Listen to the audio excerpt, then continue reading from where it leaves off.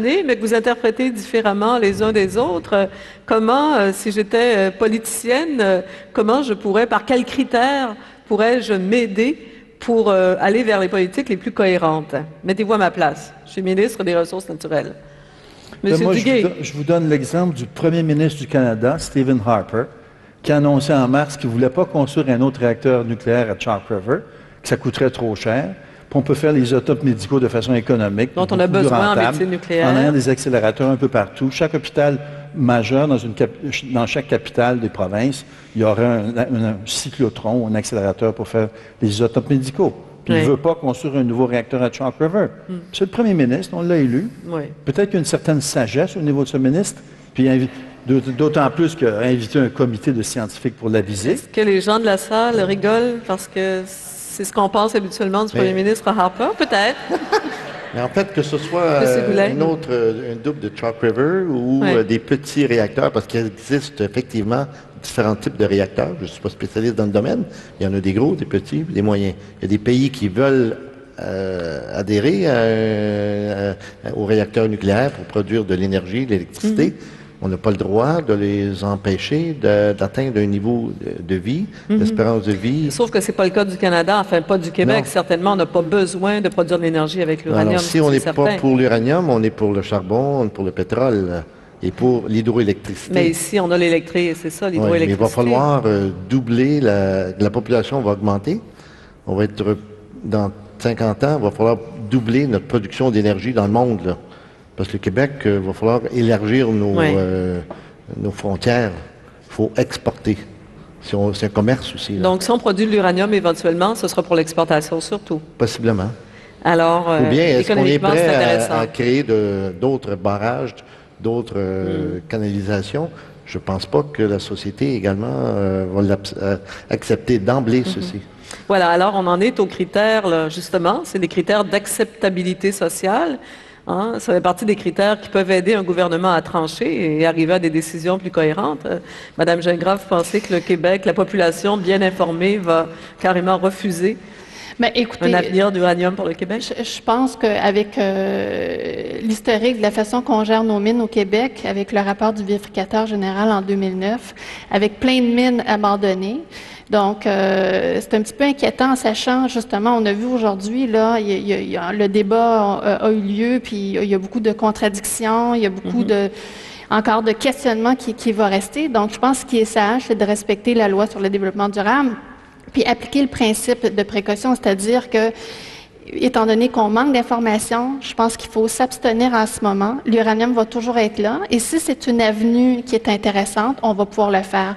Mais ce que je dis, c'est qu'on a besoin de faire ça intelligemment et on doit prendre son temps parce qu'un coup qu'on va être dedans, il n'y aura pas de retour en arrière. J'ai envie de vous demander pourquoi. Oui, Mme Thompson. Ce que je pourrais, parce qu'on a fait la comparaison avec les sites orphelins au Québec. Les activités minières d'uranium sont réglementées par la Commission canadienne de sûreté nucléaire. Il n'y a pas d'exploitants qui vont pouvoir avoir un permis de la Commission sans qu'il y ait en place des garanties financières et un plan de déclassement qui prévoit, avant le début de l'exploitation, comment les déchets vont être gérés et comment le site va être déclassé, soit à la fin de l'exploitation ou si jamais l'exploitant lève les pieds. Donc, il y a un système en place qui fait en sorte que, dans le cas de l'industrie minière, pour l'uranium, ce n'est pas une situation à laquelle on peut faire face. Voilà. Vous dites que le système a été perfectionné suffisamment ces dernières années pour prévenir... qu'il y ait des garanties financières qui sont en place et aussi un plan détaillé de comment on va déclasser et comment ça va coûter pour chaque étape. Voilà. Alors écoutez, j'ai envie de vous demander en 30 secondes de conclure comment, à partir de maintenant, vous avez, je pense, fait votre possible pour mieux informer tous les citoyens qui sont là ce soir. Qu'est-ce que vous retirez vous-même de la discussion, Monsieur Duguay? Ben, est-ce que je peux dire ce que je veux? Oui, certainement. Tout ce que vous voulez, en 30 secondes.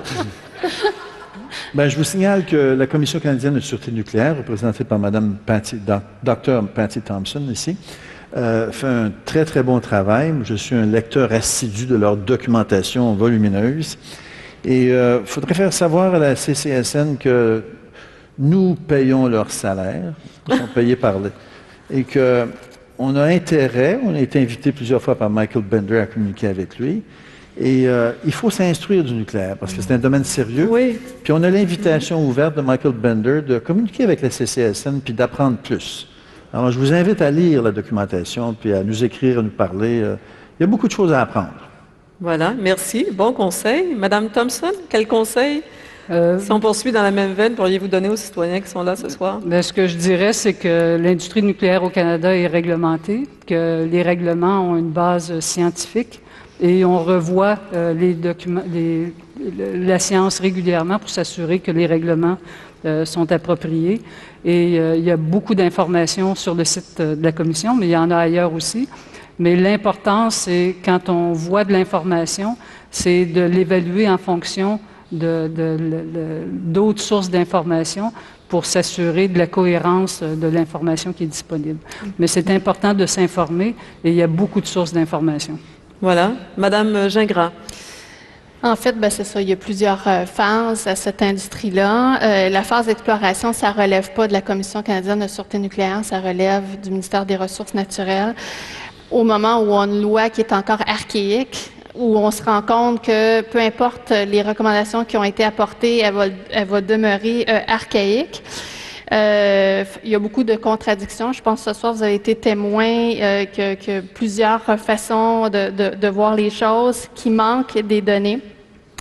On a beaucoup de données par rapport à la population de travailleurs, mais il manque des données pour la population générale, particulièrement les populations vulnérables comme les enfants. On a défait le mythe que ça prenait des réacteurs pour l'isotopes.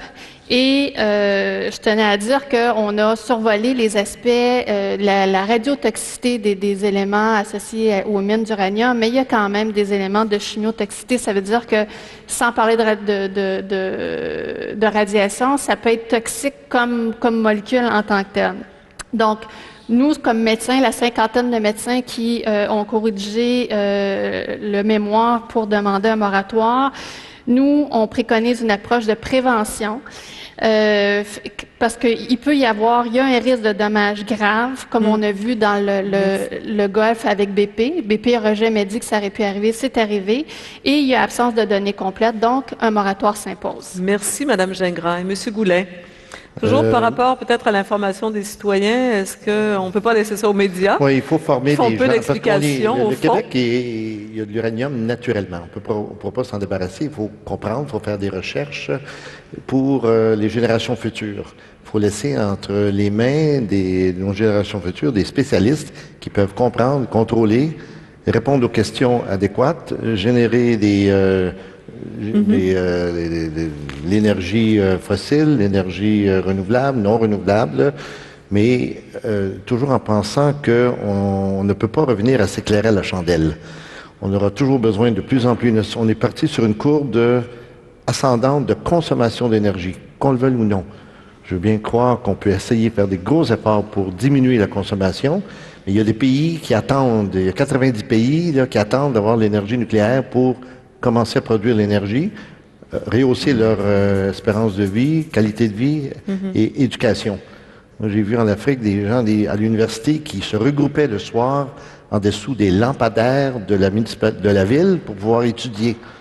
Je trouve ça déraisonnable et la différence de qualité de vie, on ne peut pas raisonnablement accepter ça dans notre société. Merci.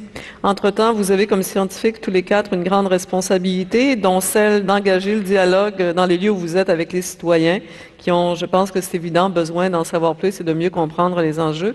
Merci beaucoup d'avoir fait ce travail-là ce soir. Alors voilà qui met fin à cette rencontre proposée par l'ACFAS sur l'uranium, sur l'avenir de l'uranium au Québec, richesse ou cadeau empoisonné. On revient. C'est à vous maintenant de vous faire une opinion encore plus précise en espérant que la discussion, bien sûr, vous ait éclairé. Alors merci beaucoup à nos invités. Merci à vous tous et toutes. Bonne fin de soirée. Merci.